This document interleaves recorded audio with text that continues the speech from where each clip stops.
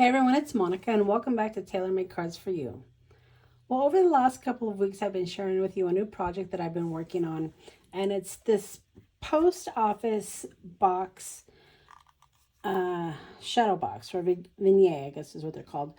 And I used an original vintage P.O. box door that I had found, and I attached it to a Tim Holtz box, as you can see here, and I decorated it with some old Tim Holtz paper called Correspondence, which worked perfectly.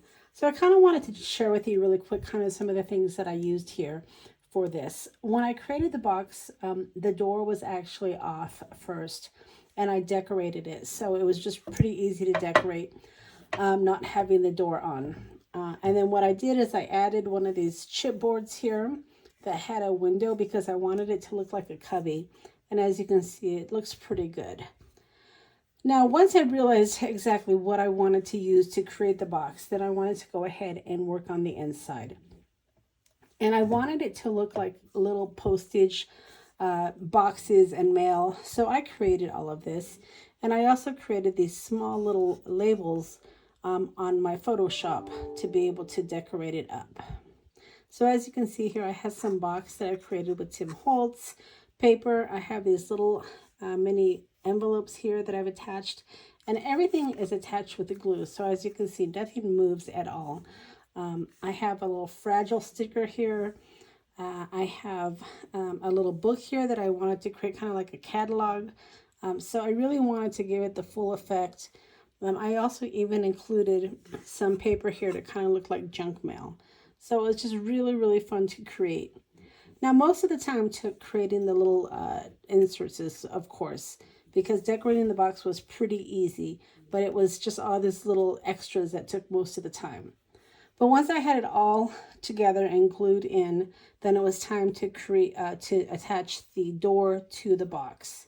Now, I wanted to share with you exactly how I did that. I actually had some help with my husband.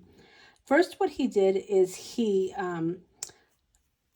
put the door over the box, and then he kind of used some of his tools to squeeze this shut, just to kind of give it, make sure that the box wouldn't fall off when he was screwing. So he used some tools, and I'm not sure exactly what he did, but he's pretty much just squeezed this shut so it would hug the box.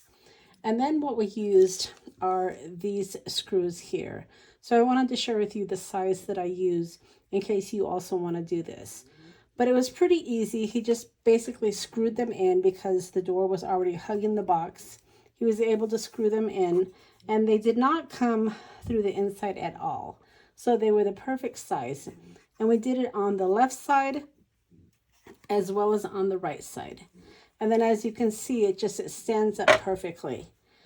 Now, the one bad thing I have to say about the box is because of the way that it is decorated, the door doesn't close.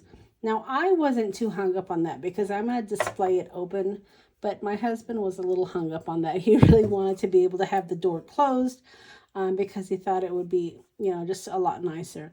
And it probably would. I mean, the only thing with closing the door is I wouldn't be able to use these cross cubbies here.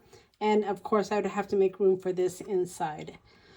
So let me know what you think. Do you think that you prefer a box where you can actually close it or keep it open? Personally, I like to have it open because that's the way I'm going to display it, and it really doesn't bother me not having closed it.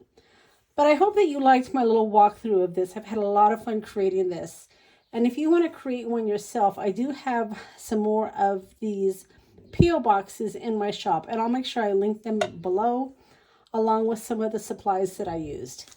Now, these particular screws I did get at Home Depot, so you can easily pick them up. And as you can see, here's the size right here. All right, everybody, leave me a comment. Let me know what you think about my little mailbox. And I hope that you've enjoyed the walkthrough. We'll see you again next time.